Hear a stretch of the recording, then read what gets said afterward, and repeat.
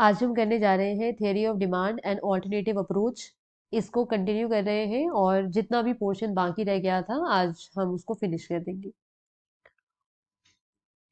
तो इसमें सबसे पहली चीज है determination of the sign of substitution effect. अगर हम सब्स्टिट्यूशन इफेक्ट के साइन को जानना चाहें कि क्या साइन होगा तो हम कैसे जान सकते हैं। तो उसके लिए इस डायग्राम की मदद ले सकते हैं।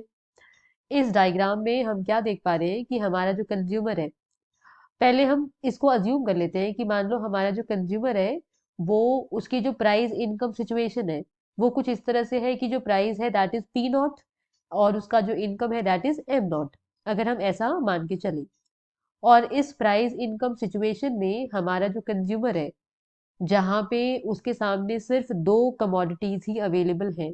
कमोडिटी वन इज X1 जिसको हम यहाँ पे शो कर रहे हैं एक्स एक्सिस पे, और कमोडिटी जो दूसरी है वो है X2 जिसको वाई एक्सिस पे शो कर रहे हैं। ठीक है, तो प्राइस इनकम सिचुएशन जो थी हमारे कंज्यूमर के पास में पहले that was P not and am not, वहां पे उसके अकॉर्डिंग जब हम प्राइस लाइन ड्रॉ कर रहे हैं तो प्राइस लाइन उसका पहले था ए बी। तो ये वाला उसका पुराना प्राइस लाइन था ए बी। ठीक है, अब जब ए बी प्राइस लाइन था उस सिचुएशन में हमारा जो कंज्यूमर था वो इस बंडल को चूज करता था, एक्स नॉट बंडल को चूज करता था, जिस बंडल में X1 कमोडिटी जो है उसकी इतनी क्वांटिटीज थी। X1 not quantities X1 commodity की थी यानी इतनी। ओके, और इस बंडल में जो X2 कमोडिटी है उसकी इतनी क्वांटिटीज उसके अंदर थी। ठीक है, अब क्या हुआ, मान लो कि जो X1 कमोडिटी है उसका प्राइस रिड्यूस हो गया, पर X2 कमोडिटी जो है उसके प्राइस में कोई रिडक्शन या कोई भी चेंज देखने में नहीं आ रहा। अगर ऐसा हुआ तो हम देखेंगे जो नया प्राइस लाइन होगा वो कहाँ होगा। पहले वाला अपना ए बी था और अभी हम देख रहे हैं वो ए बी डैश बन चुका है, ये अपना नया प्राइस लाइन बन चुका है। ठीक है, अब ऐसा क्यों है, तो जब X1 कमोडिटी का प्राइस रिड्यूस हुआ है तो हमारा कंज्यूमर क्या करेगा, क्योंकि X1 कमोडिटी पहले के कंपैरिजन में चीप हो चुकी है तो उसकी ज्यादा क्वांटिटीज परचेज करेगा, ज्यादा क्वांटिटीज परचेज करने के काबिल हो चुका है। जबकि जो X2 कमोडिटी है उसके केस में ऐसा नहीं है, उसके प्राइस में कोई चेंज नहीं है। तो वो पहले भी ए पॉइंट से ही प्राइस लाइन स्टार्ट हो रहा था, अभी भी पॉइंट ए ही है प्राइस लाइन का। ठीक है, जबकि यहाँ पे देखो, यहाँ पे हमें अलग दिख रहा है ना, पहले बी था and then now it has become B dash, पर ऊपर हम देख रहे हैं यहाँ पे ए ही पॉइंट है दोनों बारी। तो ये इस तरह से है। अब मान लो जो नया इक्विलिब्रियम है हमारे कंज्यूमर का वो ये पॉइंट है एक्स ट्रिपल डैश, और यहाँ पे वो X1 कमोडिटी जो हमारा है उसकी इतनी क्वांटिटीज परचेज करेगा।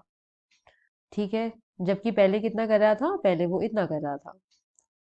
तो ये जो चेंज देखने में आया कि पहले इतना अभी इतना, ये चेंज का रीजन क्या है, तो रीजन है प्राइस इफेक्ट। अब हम प्राइस इफेक्ट को दो पार्ट्स में स्प्लिट कर सकते हैं। एक होता है substitution effect due to change in relative price, और दूसरा हमारा होता है income effect for a price change. ठीक है, अब किस तरह से इसको स्प्लिट करना पॉसिबल है, तो हमने क्या किया कि अभी अपना नया वाला प्राइस लाइन तो ये वाला है और अपने पुराने वाला प्राइस लाइन ये वाला है। तो हम क्या कर सकते हैं, अपने कंज्यूमर का जो परचेजिंग पावर है वो कांस्टेंट कर सकते हैं। अगर अपने कंज्यूमर का परचेजिंग पावर कांस्टेंट कर देंगे तो हम इन दोनों चीजों में प्राइस इफेक्ट को स्प्लिट कर पाएंगे।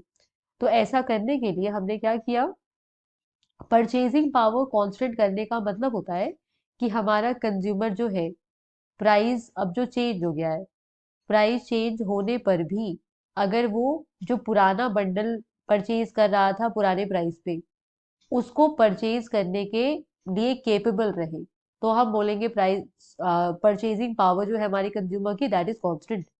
तो कांस्टेंट परचेजिंग पावर वो कंडीशन होगा जब अपना कंज्यूमर नए प्राइस पे भी पुराना बंडल जो है उसे परचेज करने के लिए केपेबल होगा। तो हमने क्या किया, हमने एक पैरेलल लाइन ड्रॉ किया उस पुराने बंडल से पास होते हुए। जो हमारा कंज्यूमर पहले परचेज करना चाह रहा था। तो हमने ए डैश सी डैश ये लाइन हमने ड्रॉ कर लिया। ठीक है, तो इसकी वजह से हमारे कंज्यूमर का जो परचेजिंग पावर है अब कांस्टेंट हो चुका है इस लाइन पे। ठीक है, तो हमने ए डैश सी डैश अपना बना के तैयार कर लिया। ठीक है, अब इस लाइन पे जो हम देख रहे हैं कि जो नया हमारा बंडल होगा, कौन से वाले बंडल को हमारा कंज्यूमर लेना चाहेगा। क्या वो बंडल हमारे एक्स नॉट के लेफ्ट में होना चाहिए या वो इसके राइट में होना चाहिए, किस साइड होना चाहिए। तो पहले हम लेफ्ट की बात कर लेते हैं। तो ये जो सेक्शन है हमारे इस नए प्राइस लाइन का, ए डैश सी डैश का जो ये सेक्शन है, ये वाला सेक्शन हम देख रहे हैं पुराने प्राइस लाइन के नीचे है। इसका मतलब इतना पोर्शन, इस सेक्शन पे जितने भी पॉइंट्स होंगे, जितने भी बंडल्स होंगे, वो सब के सब बंडल हमारे कंज्यूमर को पहले भी अवेलेबल थे। इसका मतलब हमारे कंज्यूमर को X1 पहले भी अवेलेबल था, उसके बजट में आ रहा था, और एक्स नॉट भी अवेलेबल था पहले।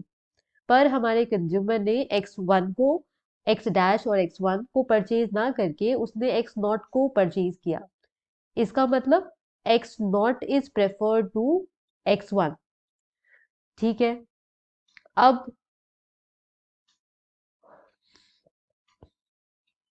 तो जब ये बंडल पहले नहीं चूज किया गया था, तो जब नया प्राइस लाइन बन के आया है, अब वापस से हमारे कंज्यूमर के पास में दोनों बंडल अवेलेबल है, हो सकता है वो दोनों उसके बजट में है।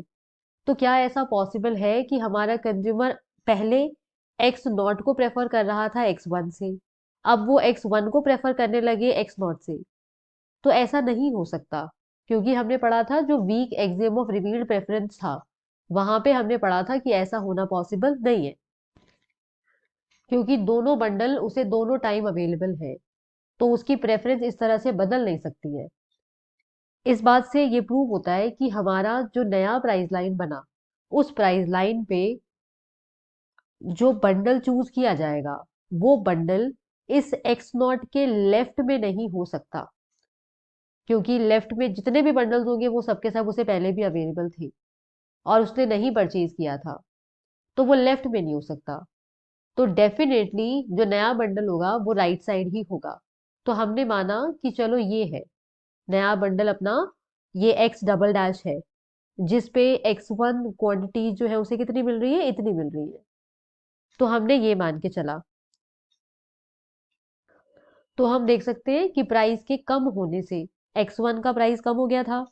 तो X1 के प्राइस कम होने से उसकी कमोडिटी कम नहीं हो सकती, उसकी जो कमोडिटी की क्वांटिटीज है वो कम नहीं हो सकती, वो ज्यादा ही होगी। तो पहले के कम, पहले इतना था और अभी वो बढ़ के इतना हो गया, यानी इतना बढ़ गया। इसका मतलब प्राइस के घटने पे क्वांटिटीज बढ़ गई हैं, जिससे प्रूव होता है कि हमारा जो सब्स्टिट्यूशन इफेक्ट है वो नेगेटिव है। प्राइस और क्वांटिटी जो चेंज है उन दोनों में उल्टा रिलेशन यहाँ पे हमें देखने में आ रहा है। अब सब्स्टिट्यूशन इफेक्ट नेगेटिव होता है, इसको मैथमेटिकली कैसे प्रूव कर सकते हैं, तो सुनते जाएंगे। हमने बोला था इनिशियली हमारा जो कंज्यूमर है उसका प्राइस इनकम सिचुएशन क्या था, price was M P naught और इनकम उसका या बजट उसका था एम नॉट। ठीक है, जिस पे वो कौन सा बंडल चूज कर रहा था, वो चूज कर रहा था एक्स नॉट, ये वाला बंडल वो चूज कर रहा था।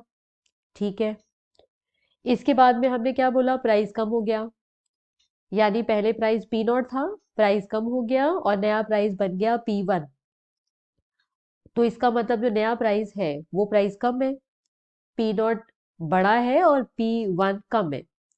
तभी हमने क्या बोला था, जो नया प्राइस लाइन था वो इस तरफ आ गया था, राइट। हमने बोला था X1 का प्राइस रिड्यूस हो गया है, तो पहले प्राइस पी नॉट था, अभी वो P1 हो गया। ठीक है, अब हमने क्या किया, हमने ये जो प्राइस में चेंज आया उसको एडजस्ट कर दिया था, उसको एडजस्ट कर दिया था और अपने कंज्यूमर का जो परचेजिंग पावर है उसे कांस्टेंट कर दिया, परचेजिंग पावर कांस्टेंट कर दिया, जिसके लिए हमने फिर ये वाला लाइन बनाया डैश वाला। और यहाँ पे कौन सा बंडल परचेज किया जा रहा था, यहाँ पे ये वाला बंडल परचेज किया जा रहा था। ठीक है, तो इसका मतलब परचेजिंग पावर यहाँ पे जो अपने कंज्यूमर की थी और यहाँ पे जो अपने कंज्यूमर की परचेजिंग पावर है वो तो बराबर है। ठीक है, अब हम देखते हैं किस तरह से हम यहाँ पे देख सकते हैं। ये हमारे कंज्यूमर का नया इनकम, तो ये इनकम को शो कर रहा है। अब ये इनकम में क्या हो रहा है, हमने नया प्राइस लिखा और हमने लिखा अभी जो वो बंडल परचेज कर रहा है इस नए वाले पे, तो कौन सा वाला बंडल था, एक्स डबल डैश, वो हमने डाल दिया।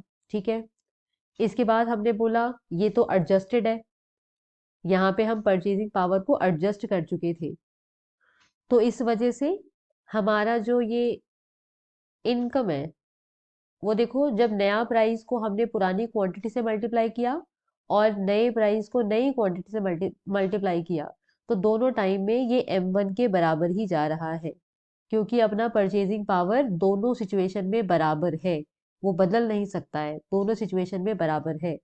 ठीक है, और क्या किया हमने, इसी को इस तरह से लिख दिया।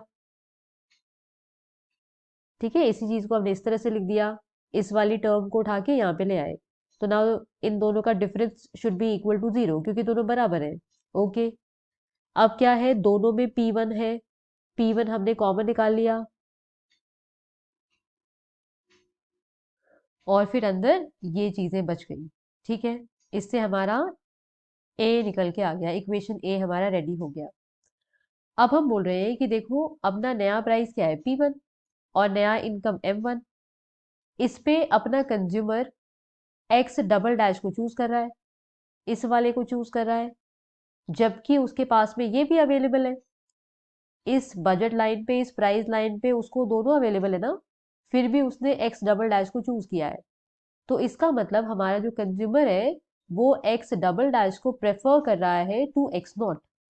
ओके, तो हमने उसको इस तरह से शो कर दिया, एक्स डबल डैश प्रेफर हो रहा है एक्स नॉट से। ओके, जिससे बी निकल के आ गया हमारा, दो चीजें रेडी है। अब हमने इक्वेशन ए उठाया और बी उठाया, उन दोनों को ऐड कर दिया, दोनों इक्वेशन को एक साथ ही डाल दिया, तो ये चीज निकल के आती है। तो ऐसा क्यों हुआ, ऐसा इस वजह से हुआ कि देखो अंदर वाली चीजें तो दोनों जगह सेम है, दोनों जगह सेम है, और अपना जो पुराना प्राइस था वो नए प्राइस से बड़ा था, तो जब इसका डिफरेंस निकाला जाएगा तो वो डिफरेंस डेफिनेटली 0 से ज्यादा आएगा, क्योंकि अपना पुराना प्राइस नए प्राइस से ज्यादा था। ठीक है,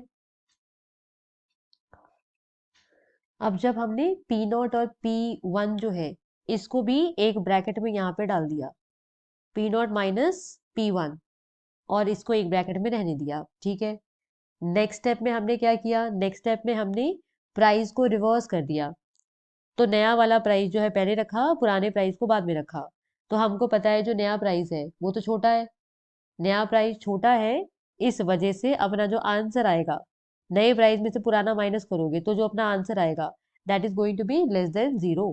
ठीक है, तो ये लेस देन 0 तक गया।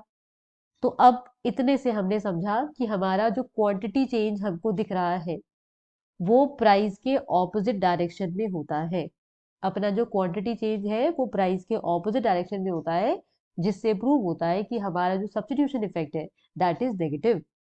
और फिर इसी को इन्होंने आगे थोड़ा सा और एक्सटेंड कर दिया है, तो यहाँ ये बोल रहे हैं कि देखो ये सारी चीजें जो है, ये सारी की सारी चीजें 0 के बराबर हैं, इस वजह से हम देख सकते हैं कि अपना ये भी 0 से कम है, तो 0 से कम मतलब अगेन नेगेटिव, तो वही बात वापस से है, तो यहाँ पे हमारी बात प्रूव हो गई है।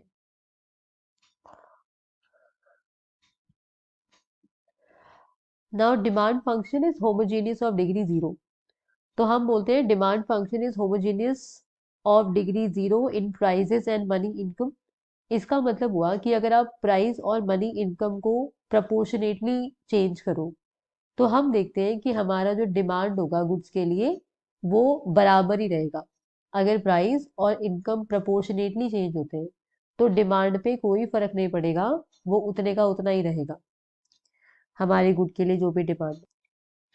तो मान लेते हैं कि ये जो P नॉट हमें दिख रहा है ये अपना पुराना प्राइस सेट है। ओके, तो ये पी नॉट अपना पुराना प्राइस सेट है। इसके बाद में इनकम हमने अज्यूम किया हमारा आई नॉट एम नॉट, जो बोलना चाहो, तो इनकम आई नॉट है। अब जब वो था, ऐसे कंडीशन में हम एक्स नॉट बंडल को चूज कर रहे थे, अपने पुराने एग्जाम्पल पे ही स्टिक कर रहे हैं, तो वहां पे हम एक्स नॉट बंडल को चूज कर रहे थे, ठीक है। तो ऐसे कंडीशन में अपना जो इनकम है, पुराना इनकम, वो पुराना प्राइस और पुरानी क्वांटिटी, ठीक है, उन दोनों को मल्टीप्लाई करने के बराबर आ जाएगा। अब मानो एक और बंडल अवेलेबल है विच इज X1। ये भी हमने देखा था, याद हो तो डायग्राम में हमने देखा था, ये एक्स जो अपना नॉट है उसके लेफ्ट में था, ठीक है। अब ये वाला बंडल है।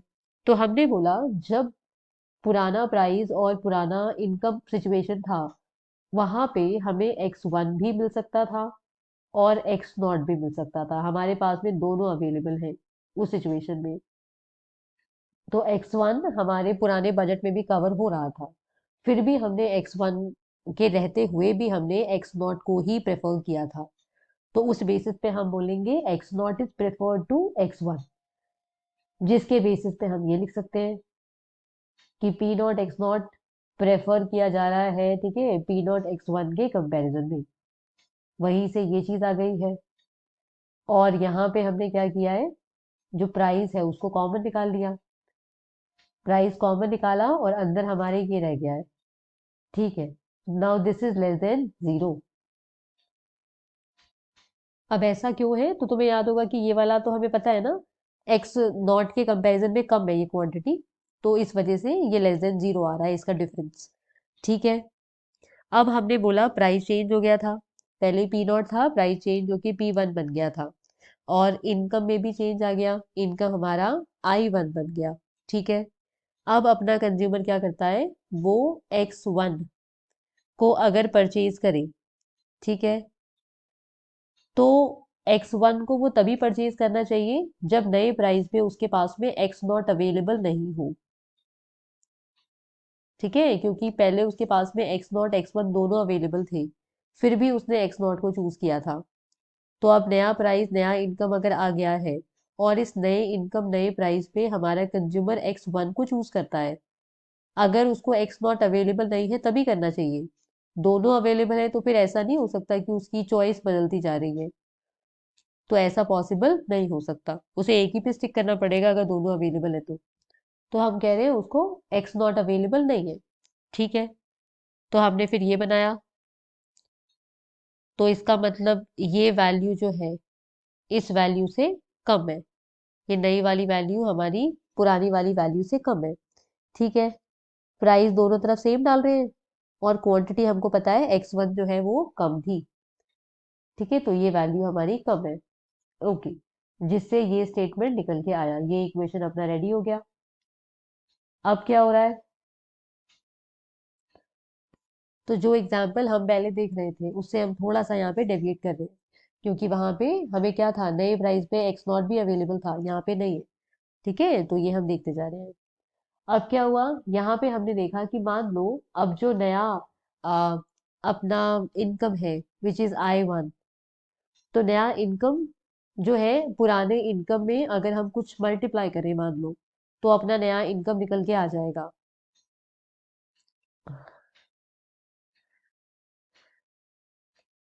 तो हम उसको एम लेटर से शो कर देते हैं, हम बोलेंगे I1 is equal to M I naught, ठीक है।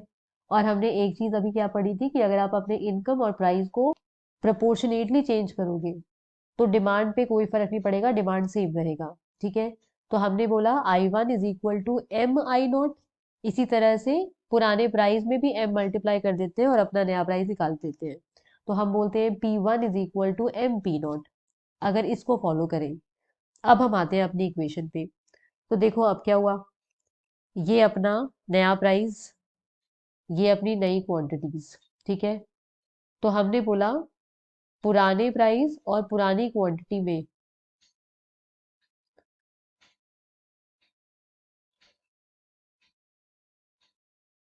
अगर मल्टीप्लाई किया जाए, तो उसमें अगर हम इस m वैल्यू को मल्टीप्लाई कर रहे हैं, पुरानी क्वांटिटी पुराने प्राइस में अगर हम इस m को मल्टीप्लाई कर रहे हैं तो हम मान रहे हैं हम नए प्राइस और नए क्वांटिटी के मल्टीप्लिकेशन की जो वैल्यू होगी उसके बराबर पहुंच जाएंगे। ठीक है, तो हमने यहाँ क्या किया, यहाँ पे नेक्स्ट इक्वेशन में हम देख रहे हैं पुराना प्राइस नई quantity.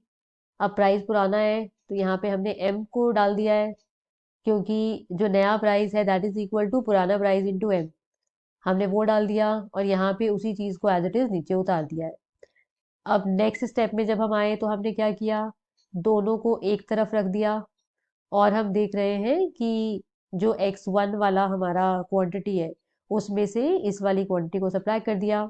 Now this should also be equal to 0। तो हम अपनी इक्वेशन सी पे पहुंच चुके हैं। और अब ये m नीचे क्यों नहीं आया, तो m तो कैंसिल हो गए, दोनों तरफ था ना, तो m अपना कैंसिल हो गया। तो इस वजह से ये इक्वेशन हमारी आ गई है। अब हम क्या कर रहे हैं, एक और इक्वेशन, जैसे यहाँ पे हमने इक्वेशन ए बी बनाई थी, तो यहाँ पे अब दूसरे पैटर्न में हम सी डी बना रहे हैं। फिर हम देखेंगे क्या ये ए बी सपोर्ट करता है सी डी को कि कॉन्ट्राडिक्ट करता है, तो हम अपनी बात को प्रूव कर पाएंगे।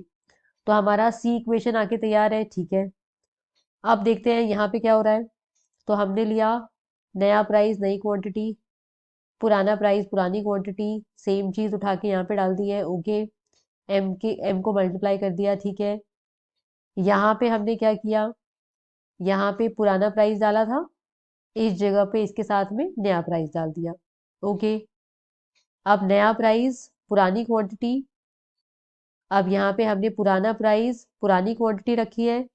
अब क्योंकि पुराना प्राइस रखा है तो साथ में हमने m मल्टीप्लाई कर दिया, तभी वो नए प्राइस के बराबर हो पाएगा। ठीक है, फिर इसको एक तरफ उठा के लाए एंड देन ये इक्वेशन हमारी रेडी हो गई।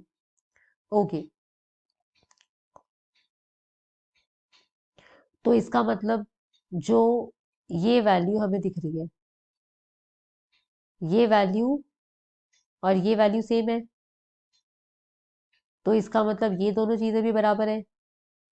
तो हमने यहाँ पे इन दोनों को इक्वेट करते हुए कॉमन निकाल लिया है। कॉमन निकाला and then now it is again equal to 0। तो अपनी डी इक्वेशन हमारी रेडी है। अब देखते हैं हम अपनी बात प्रूव कर पा रहे हैं कि नहीं कर पा रहे। तो अब ध्यान से देखेंगे कि जो इक्वेशन ए है और जो इक्वेशन सी है, ये दोनों एक दूसरे को कॉन्ट्राडिक्ट कर रहा है, सपोर्ट नहीं कर रहा। एक तरफ आप बोल रहे हो कि ये वाली जो चीज है, ये वाला जो पोर्शन है दैट इज लेस देन 0, और एक तरफ आप बोल रहे हो कि ये वाला पोर्शन जो है दैट इज इक्वल टू 0। तो ये कॉन्ट्राडिक्ट कर रहा है, यानी ये बात गलत है। दोनों चीजें तो सही नहीं हो सकती। इसके बाद में यहाँ पे ये चीज हमने डाली, इट इज लेस देन 0, और सेम चीज को हम बोल रहे हैं now this is equal to 0। तो हमारा ए बी जो है वो सी डी को कॉन्ट्राडिक्ट कर रहा है। और कॉन्ट्राडिक्ट करने का रीजन क्या है, क्योंकि हम ऐसा स्टार्टिंग में मान के चल रहे थे कि अपना जो एक्स नॉट बंडल है और जो अपना x1 बंडल है वो डिस्टिंक्ट है। पर वो डिस्टिंक्ट मानते हुए जब ये सारा काम किया गया है तो हम देख रहे हैं रिजल्ट्स तो कॉन्ट्राडिक्टरी आ रहे हैं। इसका मतलब वो डिस्टिंक्ट नहीं है, ये दोनों चीजें सेम ही है। तो इससे क्या बात प्रूव हुई, इससे ये बात प्रूव हुई कि अगर आप इनकम को और आप प्राइस को सेम प्रपोर्शन से बढ़ाओ, जो हमने सेम प्रपोर्शन से बढ़ाया था तो m से मल्टीप्लाई किया था, अगर आपने इनकम और प्राइस को प्रपोर्शनेटली बढ़ाओगे तो सेम बंडल ही दोनों सिचुएशन में चूज किया जाएगा। और यहाँ पे भी हम देख रहे हैं, हालांकि हम एक्स नॉट और x1 को डिस्टिंक्ट मान रहे थे जिसकी वजह से ये सारी चीजें हो रही थी, पर एक्चुअली वो डिस्टिंक्ट नहीं है। इसी वजह से वो कॉन्ट्राडिक्टरी रिजल्ट हमको देखने में आए। तो हमारी बात यहाँ पे प्रूव हो जाती है। अब तक हमने कंज्यूमर बिहेवियर के बारे में जो भी पढ़ा है वो सब था अंडर सर्टेनिटी, जहाँ पे हम ऐसा मानते थे कि हमारे कंज्यूमर के पास में परफेक्ट नॉलेज है। परफेक्ट नॉलेज है मार्केट के प्राइस के बारे में, गुड्स के क्वालिटी के बारे में, कौन कौन सी कमोडिटीज उसके पास में अवेलेबल है, उन सब के बारे में। अब जो हम देख रहे हैं now this is consumer choice involving risk. तो अब हम कवर करेंगे कि कंज्यूमर किस तरह से बिहेव करता है अंडर अनसर्टेनिटी, जब वो श्योर नहीं है कई सारी चीजों को लेके, तब क्या होगा। तो ये हम इस पोर्शन में कवर करेंगे। तो जो हमारी ट्रेडिशनल थियरी है वो इस बात में बिलीव नहीं करती, अनसर्टेन सिचुएशन को लेके कोई एनालिसिस प्रेजेंट नहीं करती है। पर वॉन न्यूमन एंड मॉर्गनस्टर्न, इन्होंने शो किया कि ऐसे कुछ सर्कमस्टांसेस होना पॉसिबल है, ऐसे कुछ नंबर्स हम कंस्ट्रक्ट कर सकते हैं जिसके थ्रू पॉसिबल होगा अनसर्टेन सिचुएशन में एक कंज्यूमर के बिहेवियर को प्रिडिक्ट करना। अब किस तरह से होगा, क्या ये ऑर्डिनल वे में होगा या कार्डिनल होगा, कि क्या अप्रोच फॉलो किया जाएगा, तो इसके लिए बोला जा सकता है कि इनके इस अप्रोच में कुछ कुछ कार्डिनल थ्योरी की प्रॉपर्टीज देखी जा सकती हैं। अब ये ज्यादा रियलिस्टिक इस बेसिस पे लगता है कि रियल लाइफ में बहुत मुश्किल है कि कंज्यूमर को सब कुछ पता हो। कैसे पॉसिबल है कि उसे सब कुछ पता हो? अक्सर ऐसा होगा कि कई सारी सिचुएशंस ऐसी हैं जब कोई चांस ही नहीं है कि उसको वो सारी इंफॉर्मेशन पता हो। तो इससे रिलेटेड एक एग्जांपल गिवन है कि ऑटोमोबाइल्स जो प्रोड्यूस हो रहे हैं, मान लो सेम मॉडल के हो रहे हैं, सेम फैक्ट्री में हो रहे हैं, फिर भी उनकी जो परफॉर्मेंस है जरूरी नहीं है वो सेम हो। तो कुछ हो सकता है सब स्टैंडर्ड ऑटोमोबाइल्स भी ओकेजनली प्रोड्यूस हो जाएं और बिके।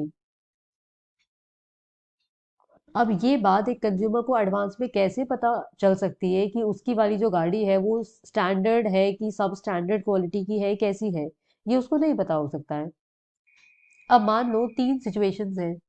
ए सिचुएशन, जहाँ पे कंज्यूमर को स्टैंडर्ड क्वालिटी ऑटोमोबाइल मिला है। बी सिचुएशन, जहाँ पे उसके पास में कोई गाड़ी नहीं है। सी सिचुएशन, जहाँ पे एक सब स्टैंडर्ड ऑटोमोबाइल उसको मिलेगा। ठीक है? तो हमारा जो कंज्यूमर होगा वो क्या करेगा? वो ए प्रेफर करेगा टू बी, गाड़ी ना होने से गाड़ी होना प्रेफर करेगा। बट बी प्रेफर करेगा टू सी, गाड़ी सब स्टैंडर्ड क्वालिटी की होने से प्रेफर करेगा कि ना ही हो।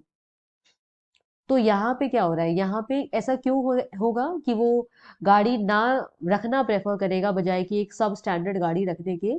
क्योंकि एक सब स्टैंडर्ड गाड़ी रखने में मेंटेनेंस में जो पैसा जाएगा वो काफी ज्यादा होने वाला है।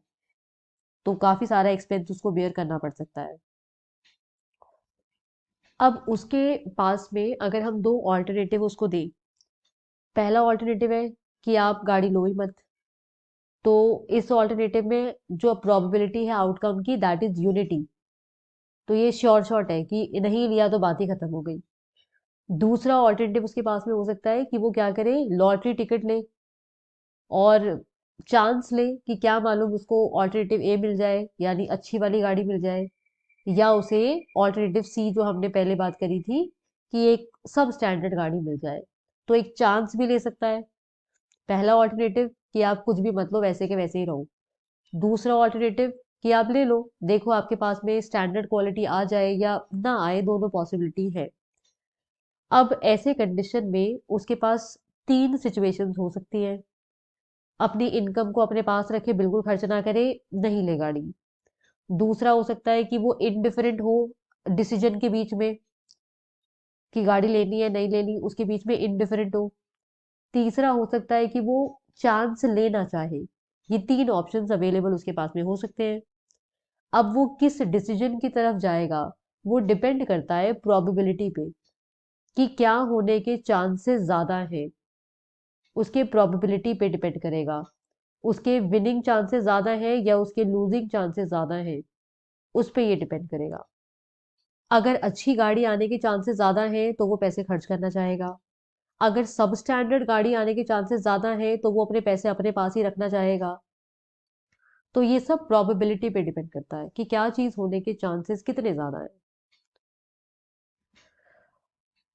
अब एक अनसर्टेन सिचुएशन में यूटिलिटी इंडेक्स को कंस्ट्रक्ट करना पॉसिबल है अगर ये एक्सियम्स फुलफिल हो जाएं। तो पहला है एक्सियम ऑफ कंप्लीट ऑर्डरिंग, जिसका मतलब है कि हमारा जो कंज्यूमर है उसके लिए इसमें से कुछ भी पॉसिबल है। यानी हो सकता है वो जो ऑल्टरनेटिव्स उसके पास में अवेलेबल है, ए और बी, उन केसेस में पॉसिबल है कि वो ए को प्रेफर करे टू बी, या हो सकता है बी को प्रेफर करे टू ए, या वो उन दोनों के बीच में इनडिफरेंट हो, ऐसा पॉसिबल हो सकता है। अब साथ में ट्रांजिटिविटी भी फॉलो होती है। तो ट्रांजिटिविटी का मतलब है कि मान लो अगर तीन ऑल्टरनेटिव्स अवेलेबल हैं, ए बी एंड सी, और हमारा कंज्यूमर ए को प्रेफर करता है टू बी और बी को प्रेफर करता है टू सी, तो ये अपने आप ही हमको मान लेना है कि जो ए है वो सी से भी प्रेफर किया जा रहा है। अगर ए को बी से प्रेफर करता है और बी को सी से प्रेफर करता है, तो डेफिनेटली ए ज्यादा प्रेफर किया जा रहा है एज कंपेयर टू सी। तो ये बात हम मान लेंगे। अब दूसरा एक्सियम है हमारे पास में, that is axiom of continuity, जिसका मतलब है कि मान लो अगर हमारे कंज्यूमर के पास में तीन ऑल्टरनेटिव है ए बी एंड सी, और वो ए को प्रेफर करता है टू बी और बी को प्रेफर करता है टू सी, तो एक यूनिक प्रोबेबिलिटी होगी दैट इज पी। और पी का वैल्यू कुछ इस तरह से होगा बिटवीन 0 to 1, कि हमारा कंज्यूमर इनडिफरेंट होगा between the outcome be with certainty and a lottery ticket. तो इस तरह से ये हमारा एक्सियम ऑफ कंटिन्यूटी है। इसके बाद में है एक्सियम ऑफ इंडिपेंडेंस। तो इसको समझने के लिए अगर हम मान लें कि अपना जो कंज्यूमर है वो इनडिफरेंट है बिटवीन ए एंड बी, ठीक है, और उसके बाद में तीन ऑल्टरनेटिव है ए बी सी, और वो इनडिफरेंट है बिटवीन ए एंड बी, और सी कोई एक आउटकम है। अब उसको एक लॉटरी टिकट ऑफर होता है जिसका नाम है L1, जिसमें उसको ए और सी ये दो आउटकम अवेलेबल हैं, ऑफर हो रहे हैं, और ए की प्रोबेबिलिटी है पी, और जो सी है ऑल्टरनेटिव उसकी प्रोबेबिलिटी है 1 - पी। ओके, तो पहला लॉटरी टिकट जिसमें ए और सी अवेलेबल है, और दूसरा लॉटरी टिकट यानी L2 जिसमें ऑल्टरनेटिव बी और सी अवेलेबल है, और बी का प्रोबेबिलिटी है पी और सी का प्रोबेबिलिटी है 1 - पी। अगर ऐसे दो लॉटरी टिकट्स हमारे कंज्यूमर को अवेलेबल है, तो अब क्या होगा, हमारा कंज्यूमर जो है इन दोनों लॉटरी टिकट्स के बीच में इनडिफरेंट होगा। पर अगर अपना कंज्यूमर ए को प्रेफर करता है बी से, तो ऐसे कंडीशन में वो लॉटरी टिकट L1 को प्रेफर करेगा टू L2। अब इसका रीजन क्या है, रीजन ये समझ आई गया हमको कि L1 लॉटरी में ए और सी था, और L2 लॉटरी में बी और सी था, तो सी तो दोनों में है, तो किसी भी एक को प्रेफर करने का कोई मतलब नहीं बनता सी की वजह से। और ए, एक में ए है एक में बी है, और वो दोनों हम बोल रहे हैं इसके बीच में हमारा कंज्यूमर इनडिफरेंट है, इस वजह से लॉटरी L1 और L2 में वो इनडिफरेंट था। पर अगर वो ए को प्रेफर करता, बी के कंपैरिजन में ए को प्रेफर करता, तो फिर हम देखते कि वो L1 लॉटरी को L2 से ज्यादा प्रेफर करेगा। अब है एक्सियम ऑफ अनइक्वल प्रोबेबिलिटी। तो इसको इस तरह से समझ सकते हैं कि मान लो एक कंज्यूमर है जो ए को प्रेफर करता है टू बी, ओके, और उसके पास में दो लॉटरीज अवेलेबल है। एक लॉटरी है जिसमें P1 then A and B ये कॉम्बिनेशन अवेलेबल है, और दूसरा लॉटरी है जिसमें P2 ए एंड बी ये कॉम्बिनेशन अवेलेबल है। अब अपना कंज्यूमर L2 को L1 से तभी प्रेफर करना चाहिए जब P2 P1 से ज्यादा हो, और कोई केस नहीं होगा जब ये प्रेफर होगा। इसके बाद में लास्ट हमारा एक्सियम है that is axiom of compound lottery. Compound lottery जो होता है इसके अंदर जो प्राइस है वो लॉटरी टिकट ही होती है। तो एक एग्जाम्पल जो दे रखा है वो क्या है कि L1 एक लॉटरी है मान लो, और उसके अंदर क्या कुछ है P1 and then A B ये कॉम्बिनेशन है, तो ए बी ऑल्टरनेटिव अवेलेबल है प्रोबेबिलिटी P1। एंड देन एक लॉटरी है हमारे पास में L2 जिसमें P2 प्रोबेबिलिटी है हमारी, और इस L2 लॉटरी के आउटकम्स या प्राइस जो है वो है L3 and L4। And then हमारे पास में एक लॉटरी है दैट इज L3 जिसमें probability is P3 and then outcomes are A and B. इसके बाद में हमारे पास में एक लॉटरी है L4 जिसमें probability is P4 and then जो प्राइजेस हैं that is A and B. इसके बाद तो ये कंपाउंड लॉटरी वो लॉटरी है जिसमें प्राइस लॉटरी टिकट्स होंगे। तो जो कंज्यूमर होता है वो लॉटरी टिकट्स को इवैल्यूएट करता है probabilities of obtaining the price को ध्यान में रख के। अब है एक्सपेक्टेड यूटिलिटी थ्योरी। तो यहाँ हम देख रहे हैं कि जो एक्सपेक्टेड यूटिलिटी है एक लॉटरी की, जो लॉटरी एल हमको दिख रही है जिसके दो आउटकम है, आउटकम ए और बी, तो उसका जो एक्सपेक्टेड यूटिलिटी है वो शो किया जा रहा है हमें यहाँ, ये वाली जो चीज है उसका, इस लॉटरी का एक्सपेक्टेड यूटिलिटी हमको इसके थ्रू शो किया जा रहा है। अब हम मानते हैं कि हमारे पास में एक लॉटरी है विच इज L1, ठीक है, और एक लॉटरी है हमारे पास में दैट इज L2। अब हमारा एक्सपेक्टेड यूटिलिटी थ्योरम जो है वो बोलेगा कि L1 is preferred to L2, हमें दिख रहा है, तो L1 is preferred to L2। Okay, अब इससे फायदा क्या हुआ, ये जान के क्या हमें मिला, तो इस थ्योरम का सिग्निफिकेंस ये है, इम्पोर्टेंस ये है कि जब सिचुएशन सर्टेन नहीं है, अनसर्टेन सिचुएशन है, उसको एनालाइज करने में हमें हेल्प करता है, जो एक्सपेक्टेड यूटिलिटी है उसको मैक्सिमाइज करके अनसर्टेन सिचुएशंस को एनालाइज करना पॉसिबल हो जाता है।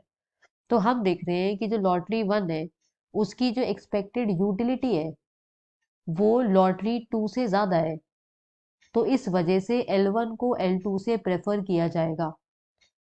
तो अगर हम अनसर्टेन सिचुएशंस में हमें चूज करना पड़े कि हम किसको पिक करें, कौन सा ऑल्टरनेटिव पिक करें, तो हम देखेंगे किसकी एक्सपेक्टेड यूटिलिटी जो है वो ज्यादा है, उस बेसिस पे इसका डिसीजन लिया जाएगा। अब इसके बाद ये कह रहे हैं कि मान लो अगर हम आउटकम्स को बी और डब्ल्यू से शो करें, बी मतलब बेस्ट आउटकम है और डब्ल्यू मतलब वर्स्ट आउटकम है, अगर हम इस तरह से शो करें, तो जो कंटिन्यूटी एक्सियम था उसके बेसिस पे अगर हम बोले कोई क्यू आई जो है हमारे वो एग्जिस्ट करते हैं, और हमारा जो ए है वो इनडिफरेंट है, एक जो कॉम्बिनेशन उसके पास में अवेलेबल है जहाँ पे क्यू आई बी और डब्ल्यू, ये उसके पास में कॉम्बिनेशन अवेलेबल है, अगर ऐसा है जिसको लेके ए इनडिफरेंट है, तो ऐसे केस में जो L1 है और L2 है उसका एक्सपेक्टेड यूटिलिटी जो होगा वो सेम होगा। और एक्सपेक्टेड यूटिलिटी अगर हम L1 का, जैसे हम क्या बोल रहे हैं, P1 A1 एंड A2, पर हम माने कि वो क्या हो गया है Z1 B and W, B is best W is worst, ये, और हमने L2 के लिए माना that is Z2 B W, अगर हम ऐसा मान लें, और अपना Z1 हम मान रहे हैं ये है और Z2 ये है, तो हमने ये मान लिया है। अब यहाँ पे क्या होगा, हमारा जो अजम्पशन है जहां हम बोल रहे थे L1 is preferred to L2, वो अजम्पशन कहाँ से आया था, हमने बात करी थी अनइक्वल प्रोबेबिलिटी एक्सियम, उसके बेसिस पे आया था। अगर हम बोलते हैं X1 is greater than Z1 is greater than Z2, तो इस वजह से Z1 हमारे लॉटरी L1 का पार्ट था, Z1 लॉटरी L1 का पार्ट था और Z2 लॉटरी L2 का पार्ट था। तो अगर Z1 is greater than Z2, तो ऐसे केस में L1 lottery is preferred to L2, ऐसा होगा। पर अगर इक्वल होगा तो उस केस में ये सिचुएशन नहीं रहेगा। अब है एटीट्यूड टुवर्ड्स रिस्क, यानी किसी इंसान का रिस्क को लेके क्या एटीट्यूड रहता है, क्या वो रिस्क एवर्स है, रिस्क टेकर है, रिस्क न्यूट्रल है, किस कैटेगरी में जाएगा। उसको देखने से पहले कुछ चीजें अज्यूम कर रहे हैं हम, कि जो यूटिलिटी फंक्शन है उसमें इन चीजों को हम अज्यूम करके चलेंगे। वेल्थ मॉनेटरी टर्म्स में मेजर होगा, स्ट्रिक्टली इंक्रीजिंग होगा, फर्स्ट और सेकंड ऑर्डर जो डेरिवेटिव्स हैं that is going to be continuous, तो ये कुछ चीजें हम अज्यूम कर रहे हैं। अब हम अब हम देख सकते हैं कि ये जो हमें नजर आ रहा है, यहाँ हम देख रहे हैं कि ये जो W1 एंड W2 दिख रहा है, ये हमको वेल्थ के डिफरेंट लेवल्स को शो कर रहा है, और साथ में उसकी प्रोबेबिलिटी हमने लगा दी है, प्रोबेबिलिटी से उसको मल्टीप्लाई कर दिया है, यानी वेल्थ होने की प्रोबेबिलिटी, W1 वेल्थ होने की प्रोबेबिलिटी है P, W2 वेल्थ होने की प्रोबेबिलिटी है 1 - P, ऐसा हमने कर दिया है। अब क्या हो रहा है, अगर हम एक रिस्क न्यूट्रल इंसान की बात करें, तो एक रिस्क न्यूट्रल इंसान इस सिचुएशन में होगा जहां पे क्या हो रहा है, यहाँ पे उसकी जो एक्सपेक्टेड यूटिलिटी की एक्सपेक्टेड वैल्यू है, यानी जो यूटिलिटी की एक्सपेक्टेड वैल्यू है वो बराबर होती है expected utility of the lottery, यानी कि तो उसकी ये दोनों चीजें बराबर होंगी। तो ऐसा इंसान जो होता है वो सिर्फ एक्सपेक्टेड वैल्यूज में इंटरेस्टेड है, उसे कोई फर्क नहीं पड़ता है रिस्क से, और इस तरह से वो रिस्क न्यूट्रल है। और यहाँ पे उसका जो यूटिलिटी फंक्शन बनता है वो बनता है लीनियर, तो एक लीनियर यूटिलिटी फंक्शन एक रिस्क न्यूट्रल इंसान का बनेगा। अब दूसरा सिचुएशन जो ये हमें दिख रहा है, ये है of a risk averse averse person और अ रिस्क एवर्टर। उसका हमें कुछ इस तरह से नजर आएगा। अब उसका जो यूटिलिटी उसकी एक्सपेक्टेड वैल्यू का है वो ग्रेटर है, उसका बराबर था, इसका ग्रेटर है, ग्रेटर है then expected value of its utility.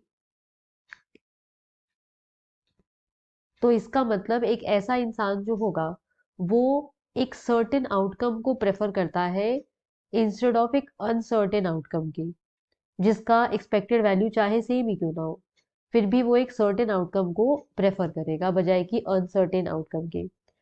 और इसका जो यूटिलिटी फंक्शन बनेगा वो कॉनकेव होगा, स्ट्रिक्टली कॉनकेव होगा, जबकि ऊपर वाले का हमने देखा था उसका लीनियर था।